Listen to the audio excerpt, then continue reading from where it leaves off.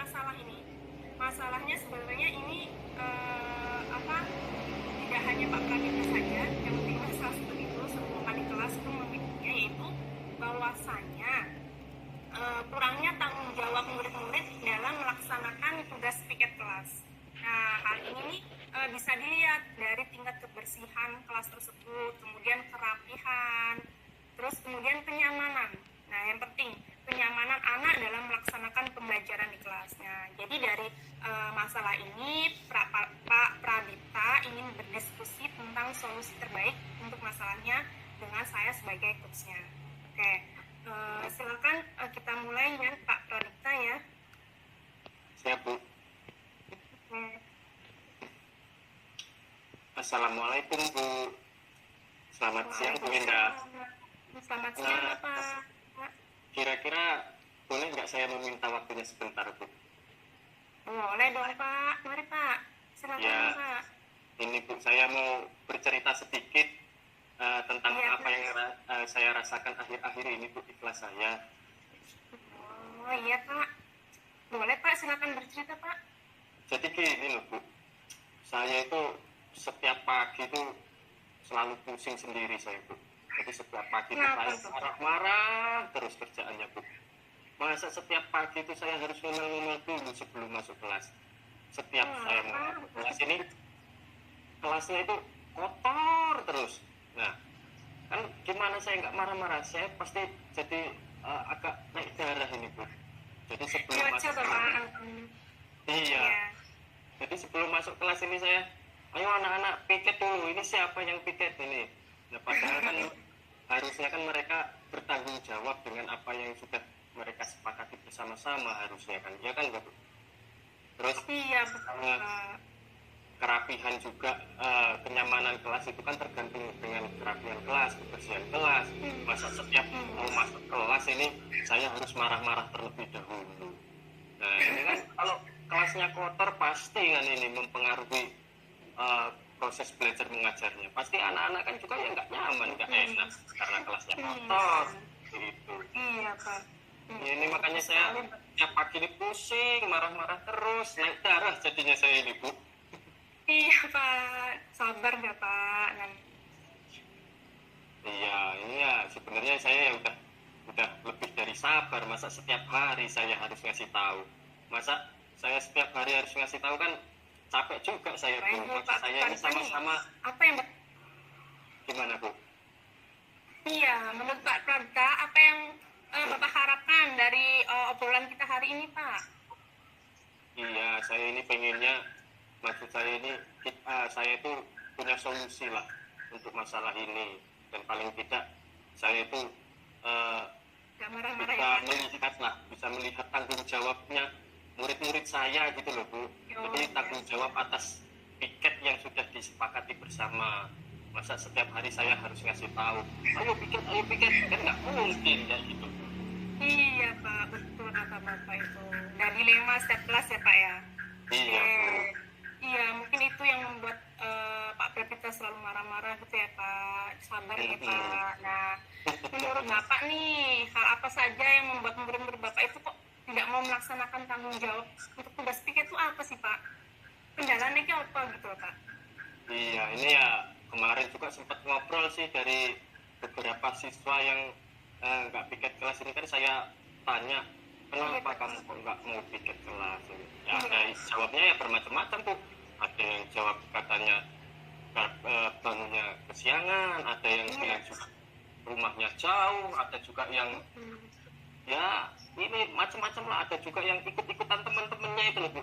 Karena teman-temannya ini pakai piket, terus dia jadi ikut-ikutan nggak piket. Nah ini kan yang susah, harusnya yang dicontohkan yang baik-baik, ini malah nyontoh yang buruk, ini kan nggak pas gitu loh, Bu.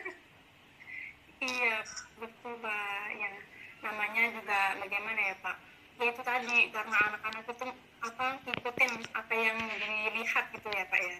Iya. Oke, kalau begitu, Pak, kira-kira apa saja nih yang membuat murid Bapak mau nih melakukan tugas piketnya biar nanti kelasnya kelihatan rapi, nanti kan waktu pembelajaran juga merasa nyaman gitu, Pak.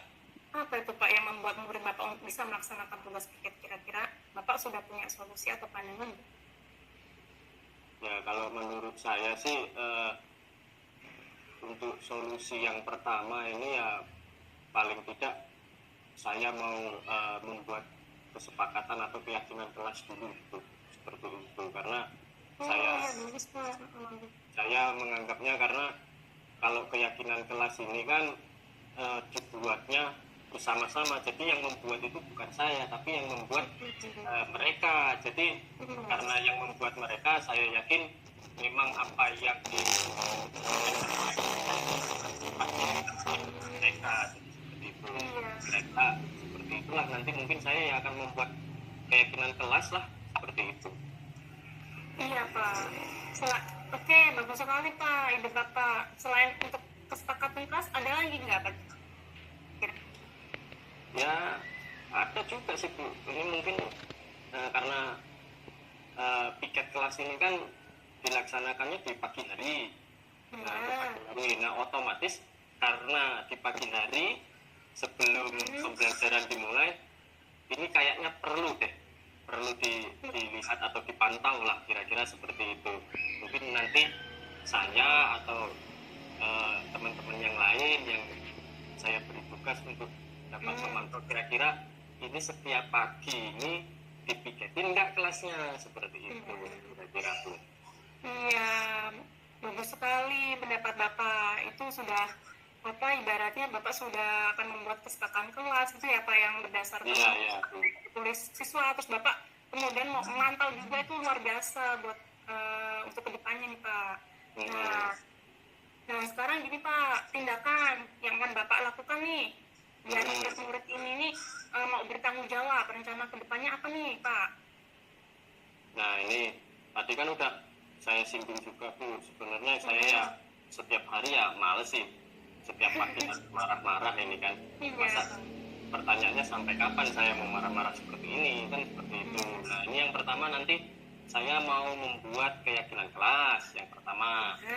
Nah terus yang kedua itu nanti mungkin saya akan kelompokkan Bu, jadi siswa yang rumahnya dekat itu nanti akan saya kelompokkan dengan rumahnya yang jauh, jadi saling membackup gitu lah, seperti itu. Saya akan kelompokkan seperti itu, yang rumahnya dekat dengan yang agak jauh, nanti yang agak jauh dengan yang dekat, seperti itu.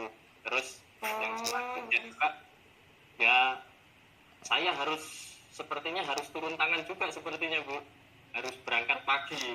Nah itu betul itu. Iya, karena kalau ya namanya anak-anak lah ya seperti itu, mungkin 1 hari 2 hari ditegur ya masih rajin lah, tugas piketnya dilakukan terus.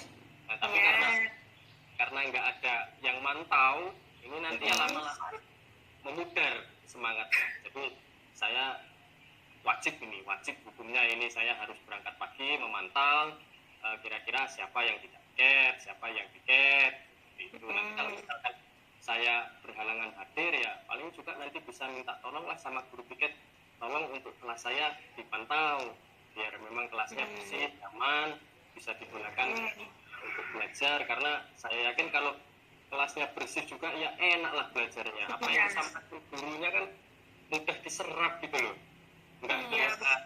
nggak terpengaruh oleh sampah-sampah atau bau-bau apa-apa itu kan. Itu harusnya. Iya, betul sekali rencana Bapak. Mudah-mudahan berhasil ya Pak. Semangat Pak dalam membuat rencana supaya anak lebih bertanggung jawab ya Pak ya. Iya Bu. Tapi ada lagi juga Bu ini. Nanti selain itu, saya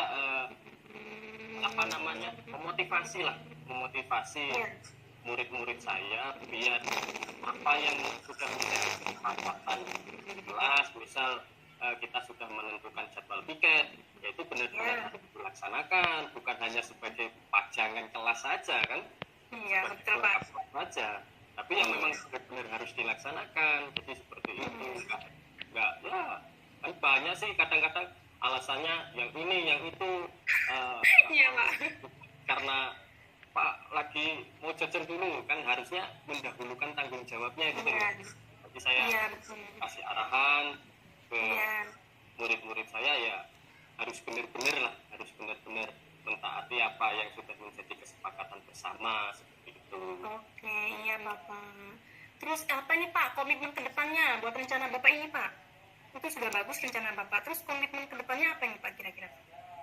Ya komitmennya ya ini mungkin nanti saya akan laksanakan minggu depan lah Bu, karena ini memang waktunya belum bisa karena banyak kegiatan ini, banyak KKG, sehingga belum bisa melaksanakan. Mungkin nanti minggu depan saya akan segera laksanakan, dan setiap pagi juga saya berkomitmen memotivasi diri saya sendiri untuk selalu berangkat pagi untuk memantau murid-murid saya piket, dan memotivasi juga, tadi kan udah memotivasi murid-murid agar lebih bertanggung jawab lah atas apa yang sudah menjadi kesepakatan. Dan saya yakin kalau sudah sama-sama bertanggung jawab, nanti kelasnya kan kalau bersih, rapi, indah, kan enak juga seperti itu. Iya, wah, bagus sekali Bapak. Saya sangat mendukung. Mudah-mudahan semua berjalan lancar sesuai harapan ya Pak ya. Iya Bu. Pokoknya terus keep strong, pokoknya semangat buat anak didik kita. Tapi yang nggak tahu juga Bu, nanti ini berhasil atau enggaknya kan belum kita lihat, nanti tergantung pelaksanaannya lah bagaimana. Nanti kalau misalkan pelaksanaannya nggak berhasil gimana ini kira-kira? Pasti nanti kita ada tindak lanjut Pak. Pokoknya yang penting kita lakukan yang apa yang rencana Bapak sudah sudah direncanakan. Pokoknya semangat ya Pak. Pokoknya kita harus berkomitmen gitu Pak. Oke Pak, semangat Pak. Iya Bu. Terima kasih banyak Bu, ini udah mengganggu waktunya ini. Tadi saya lihat kayaknya sampai lagi banyak kerjaan, terus saya mengganggu karena sedikit masalah lah di kelas saya ini. Ya, tidak apa-apa Pak, ini cuma juga tadi kan lagi ngoreksi, sekarang kan udah selesai gitu Pak. Nah, iya. Ngoreksi selesai, berhubung Bapak ada ya pasti ditunda dulu gitu, karena kita tadi ada sharing gitu ya Pak. Gimana perasaan Bapak gimana tadi sudah melakukan coaching tadi? Ya lumayan lah Bu, udah agak lega lah. Ini kan saya juga bingung soalnya mau cerita dengan siapa. Ini rekan-rekan ini rata-rata saya lihat pada sibuk semua, takutnya saya nanti mengganggu nih. Saya karena duduk yang paling dekat kan tempat duduknya ini dengan saya, makanya ini kira-kira ganggu nggak kalau saya bercerita dengan kita ini. Iya Pak, oke. Itu ya Pak ya. Ya, terima kasih banyak loh Bu, ini sudah dibantu. Mudah-mudahan lah nanti segera saya laksanakan, nanti hasilnya nanti saya sampaikan dengan Bu Indah kira-kira kelanjutannya bagaimana seperti itu. Oke, iya Pak, semangat ya Pak ya. Ya siap Bu. Nah.